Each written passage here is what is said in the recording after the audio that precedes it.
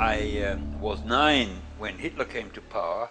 I was about 10 months in Auschwitz, and I learned a lot about the doctrines of a fascist state.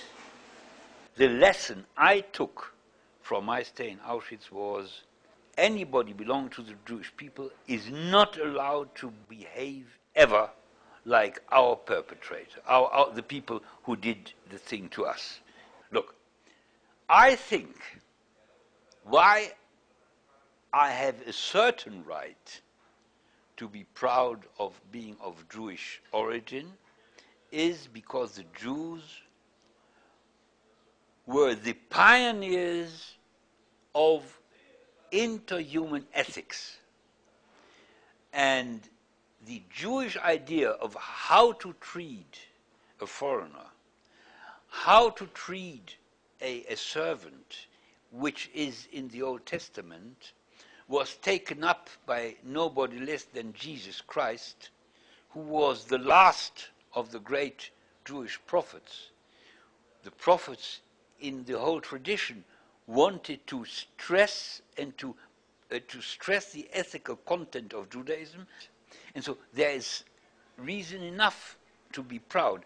And what is happening now in Israel towards the Palestinians is exactly the opposite. It's exactly the opposite. They treat them like vermin. They talk about them in terms, I mean, like, for instance, the chief of staff of the Israeli army recently, the Palestinians are a cancerous growth. I mean, that type of talking is exactly the opposite, and it's actually like Nazi talking. That's what was said about me when I was a boy, a Jewish boy in Germany, under the Nazis. You know, when the Nazis gassed the Jews, the world was silent. Now, the world is silent while the Jews or the Israelis harass, humiliate, and steal away land from the Palestinians. And the world is silent. And I want to awake the world.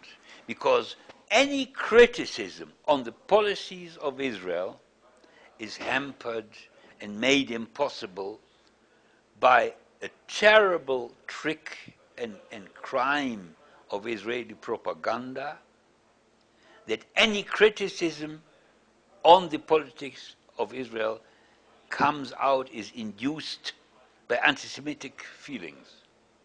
And our main purpose is to show to the world that we are Jews, and we are conscious Jews, and we want to show that you must criticize Israel if you at all want anything good for the Jews in the world, because what Israel is doing is destroying the Jewish world and the Jewish heritage.